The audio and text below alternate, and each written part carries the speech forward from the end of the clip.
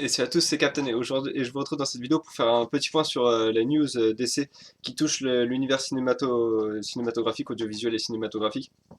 Parce que vraiment, aujourd'hui, en cette journée du 29 juillet, franchement, on a eu des infos à ne plus savoir qu'en faire et probablement que la vidéo que je vais faire ne va pas être exhaustive, vu que j'ai l'impression qu'à chaque fois que je retourne sur les sites d'information un peu enfin, sur les comics, il y a toujours une nouvelle petite info qui sort, etc., etc. Donc, écoutez, je suis désolé si toutes les infos que je vais vous proposer ne sont pas complètes, mais en tout cas, j'ai trouvé que c'était des infos qui étaient assez importantes. Donc, je pense que les plus importantes sont passées et que ce qui arrive maintenant, c'est que des infos plus dans le style de la première que je vais vous proposer, qui concerne donc la série Arrow, vu que en fait dans l'amas d'infos entre Batman sur Batman v Superman, il y a eu deux infos qui sont sorties sur Arrow aujourd'hui. Donc Stephen Amell a profité en fait d'une question qui lui a été, enfin plus d'une remarque qui lui a été donnée sur Facebook, qui lui avait dit, un fan lui avait dit bon maintenant que t'es Green Arrow, faut que tu ressembles à Green Arrow, et en fait il a posté une image de lui en costume avec le célèbre book de Green Arrow, que les fans américains surtout réclamaient depuis un long moment, un très long moment, même depuis le début de la série. Et donc voilà, c'est assez sympa de voir que, en fait, j'ai l'impression que sur cette saison 4, ils vont vraiment changer beaucoup de choses dans la série. À voir ce que ça va donner. Comme j'avais dit dans une précédente vidéo, c'est-à-dire que si si l'équipe créative qui était derrière la saison 3 avait disparu, ça ne m'aurait pas dérangé. Le problème, c'est qu'elle revient pour la saison 4. Donc, du coup, je peux pas leur accorder ma confiance vu l'échec qui a été, selon moi, en termes de qualité, la saison 3. Donc, voilà, je peux pas leur donner carte blanche, malheureusement, au niveau voilà, de l'attente sur cette saison 4, même si les premières infos sont plutôt cool. Maintenant, il va falloir que le premier trailer arrive pour qu'on se fasse un peu plus une idée. Il y a également eu l'info comme quoi, durant l'absence de Oliver et Felicity, enfin Felicity on s'en fout, durant l'absence d'Oliver, c'est Deagle qui mène la team Arrow, c'est-à-dire que c'est lui qui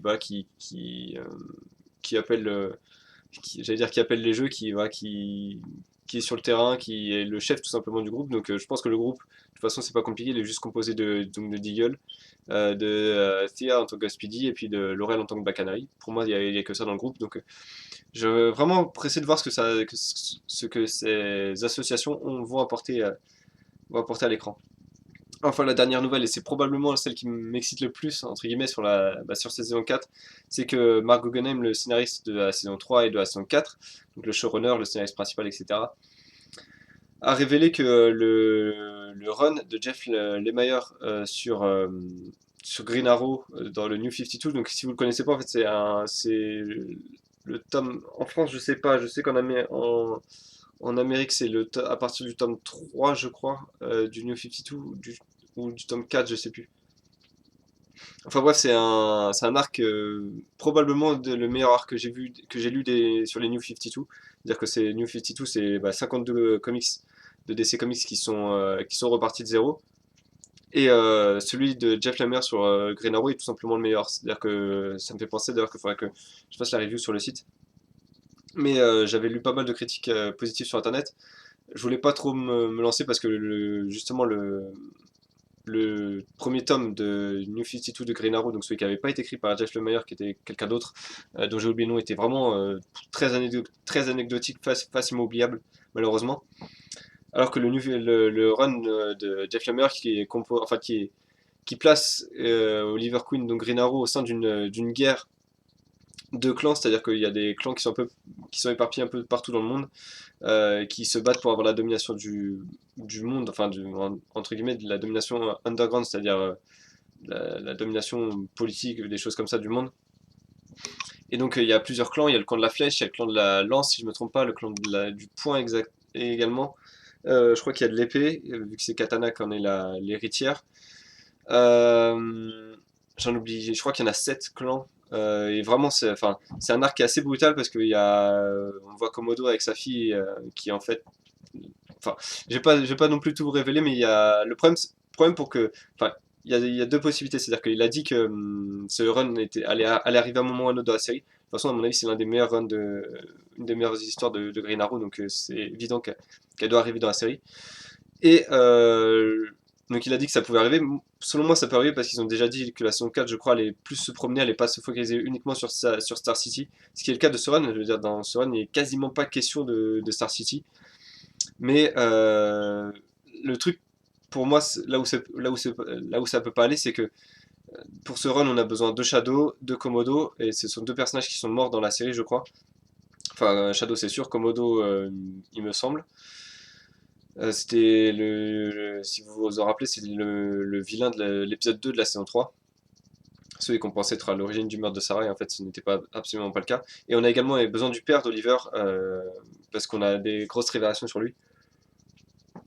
Donc pour ces raisons, en fait, je sais pas comment du coup ce run pourrait être adapté, mais s'ils le font vraiment bien, s'ils veulent se lancer sur ça, franchement enfin, ils ont tout mon accord de fan, c'est-à-dire que c'est vraiment le run que j'ai absolument envie de voir, soit dans un film, soit dans une série.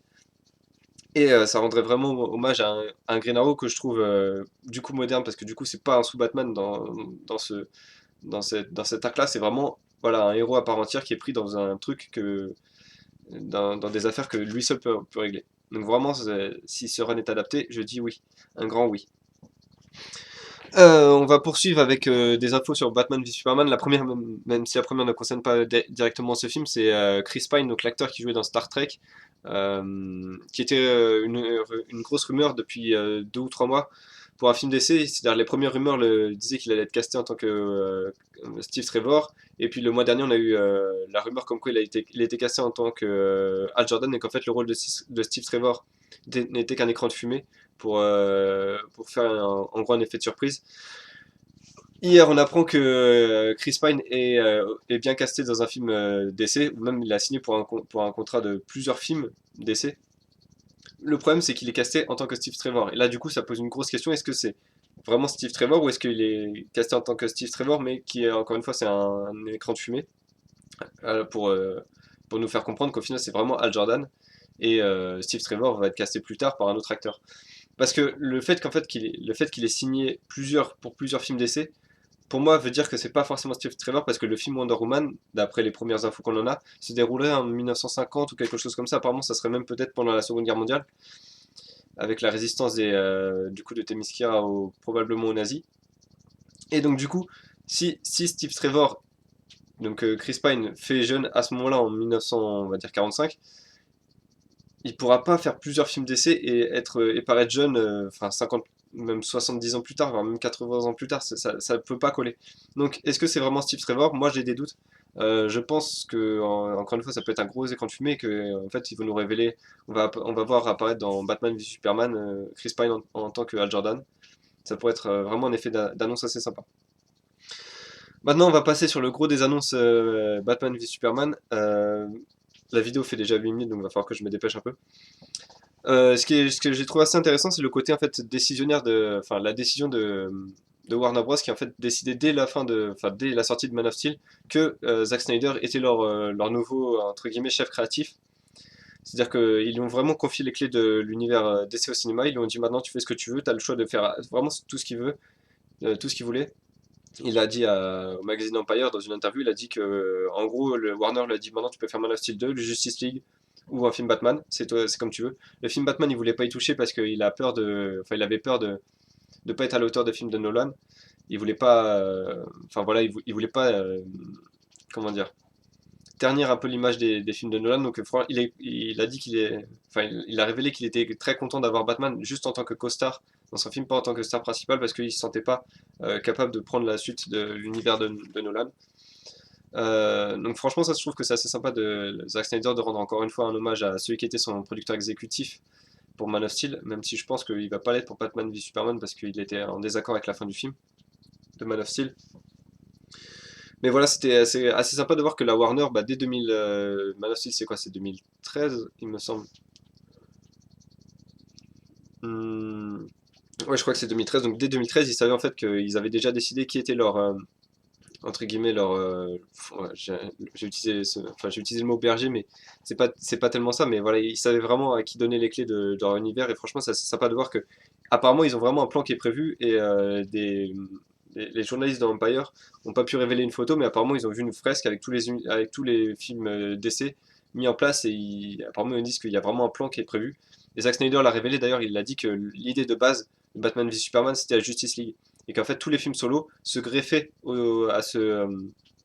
cet univers. C'était pas en fait comme dans Marvel où les films solo, c'est-à-dire Captain America, Iron Man, Thor, etc., amènent vers Avengers. Là, c'est Justice League qui va exploser un peu pour faire naître des héros. Et ça, je trouve que c'est vraiment assez intéressant comme approche.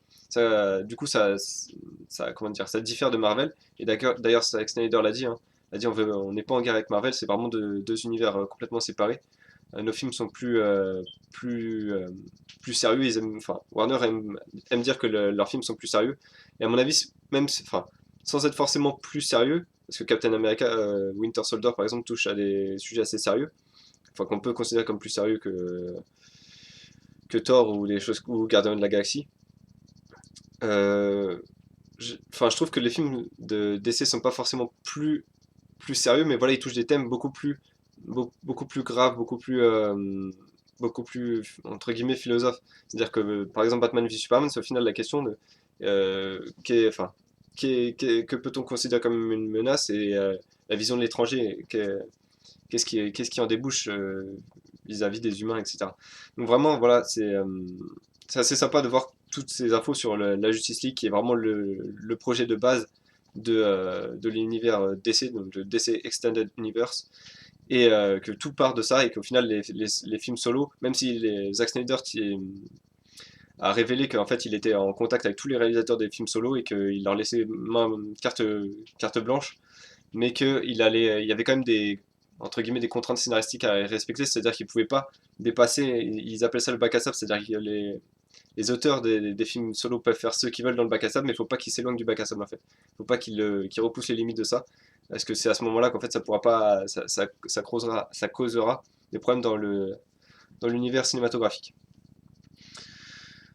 Euh, voilà, en termes de décision, c'est à peu près tout ce qu'on pouvait retenir. Dans le magazine, on apprend également que Clark Kent vit avec Lois Lane. Bon, ça, on s'en fiche un peu. Ça me paraissait évident après la fin de Man of Steel. On apprend également que Bruce Wayne ne vit pas dans le manoir Wayne. En même temps, c'est logique vu la gueule qu'il a. Le manoir, hein, pas Bruce Wayne, bien sûr. Et que en fait, Bruce Wayne apparemment vit dans une sorte de ce que j'ai compris, hein, c'est une sorte de cabane près d'un lac. De ce que j'ai compris, hein, c'est ça. Donc ça expliquerait pourquoi en fait les premières images de la Batmobile, de la Batcave sont proches d'une eau, alors que près du manoir Wayne, il n'y avait pas l'air d'avoir de point d'eau.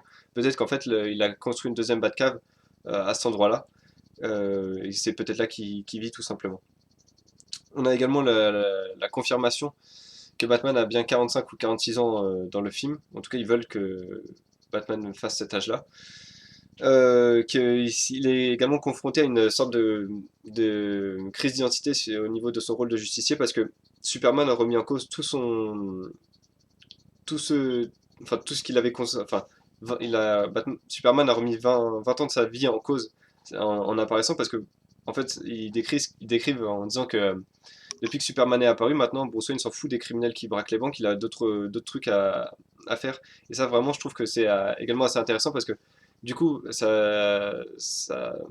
comment dire, ça change un peu le fait que souvent Superman est envoyé pour contrer Batman, là c'est Batman qui est quasiment envoyé pour contrer Superman. C'est l'inverse de The Dark Knight Returns par exemple. Euh, et puis c'est également assez intéressant parce qu'on va voir Batman douter de lui-même au final. Il va pas douter de Bruce Wayne. Pour une fois, il va douter de Batman. C'est-à-dire, est-ce que son rôle est toujours. Est-ce que son rôle c'est de poursuivre sa carrière dans Gotham ou de s'expandre un peu plus, de s'occuper des problèmes beaucoup plus grands. Et du coup, s'il s'occupe de problèmes beaucoup plus grands, est-ce qu'il n'a pas besoin d'un sidekick comme un nouveau Robin ou un Nightwing ou quelque chose ou quelqu'un comme ça pour s'occuper de problèmes plus terre à terre, plus centrés sur Gotham, sur ce qui se passe dans la rue plutôt que ce qui se passe dans l'univers. Zack Snyder a également révélé dans le magazine Empire que enfin, selon les points de vue, Batman peut être considéré comme l'ennemi principal du film. J'ai depuis le premier trailer, j'ai toujours considéré qu'en fait, le méchant de Batman v Superman, enfin, il n'avait pas forcément, ça va peut-être même être un film de super-héros où pour la première fois, il n'y a pas de méchant. C'est-à-dire qu'en final, j'ai plus l'impression que c'est deux points de vue, deux philosophies qui sont, par principe, des philosophies sont pas forcément mauvaises, sont pas mauvaises. Donc deux philosophies qui vont se rencontrer, qui peuvent pas cohabiter en fait, et qui vont se rencontrer. Et du coup, de ce clash va naître quelque chose, une philosophie peut-être commune, qui va déboucher sur la Justice League. Et peut-être que Wonder Woman va apporter une nouvelle philosophie à ces deux personnages-là et leur dire bon maintenant, en gros, on peut faire ça plutôt que de se foutre sur la gueule. Est-ce qu'on peut pas faire équipe ou des choses comme ça pour faire face à d'autres menaces. Donc franchement, je pense que faut pas voir Batman v Superman comme un Batman versus Superman et essayer de désigner forcément un méchant en disant oh lui Batman il a un comportement con, Superman il aurait pas dû faire ça, etc. Je pense que ça va juste être deux philosophies de héros qui peuvent pas cohabiter ensemble, qui vont voilà, qui vont devoir régler leur compte sans qu'il y en ait un des deux qui est mis en danger qui que ce soit en fait. Le dernier point, en fait, ils ont parlé vite fait de la Batmobile, mais surtout ce qui est intéressant, c'est que tout ce qui va toucher à Batman ne va pas être en CG, c'est-à-dire que, en gros, il va y avoir une sorte de séparation où tout ce qui va être centré sur Superman va être réalisé beaucoup avec des effets spéciaux, alors que tout ce qui touche à Batman va être assez réel, c'est-à-dire le costume, la Batmobile, la Batwing, apparemment ils ont parlé de la Batwing, la Batcave, etc. Tout ça, il va pas avoir d'effets spéciaux. Et ce qui est également assez intéressant, c'est qu'ils disent que le, comment dire, l'équipement de Batman est la base en fait de l'équipement pour l'équipe. Et ça c'est assez intéressant. Du coup on se demande si au final est-ce que la Batcave va pas servir peut-être à une première base pour Justice League ou peut-être qu'à la fin de Batman v Superman Dawn of Justice, Bruce Wayne va envoyer un satellite dans les airs et ça va du coup être la base de la Justice League. Comme ça peut être le cas dans les comics, ça peut être assez intéressant. Euh, voilà, c'est à peu près tout ce que je voulais dire. Il y avait également des infos comme quoi la Batmobile, quand elle va réapparaître, ça va être un peu à l'image de la Batcave et du Manoir Wayne, c'est-à-dire qu'elle va tout être cramée, détruite, etc. Et au final, ça va être Alfred et Bruce qui vont la réparer pour qu'elle soit en état de marche. Voilà, c'est tout ce que je voulais dire pour cette vidéo. Je crois que c'est à peu près toutes les infos que j'avais pour le DC Day, comme on va l'appeler. Le 29 juillet, vraiment, j'ai rarement vu une journée avec autant d'infos, même quand un film Marvel est annoncé, on a très peu d'infos. Là, enfin, très peu d'infos, on a moins d'infos que ça. Et là, vraiment, ils se sont fait plaisir avec cette interview à Empire. Mais en même temps, c'est logique parce que c'est du coup une interview qui lance pas forcément que Batman v Superman, il y a également Dawn of Justice, et puis le casting de Chris Pine pour Wonder Woman ou pas. Donc voilà, je sais pas si vous avez des choses à me dire sur la vidéo, n'hésitez pas à me le dire dans les commentaires, n'hésitez pas à me dire voilà ce que vous pensez de cet univers d'essai qui arrive, et pourquoi pas également de la série Arrow, comme j'en ai parlé au début de la vidéo. Et puis moi je vous donne rendez-vous pour d'autres vidéos d'essai sur la chaîne. A bientôt.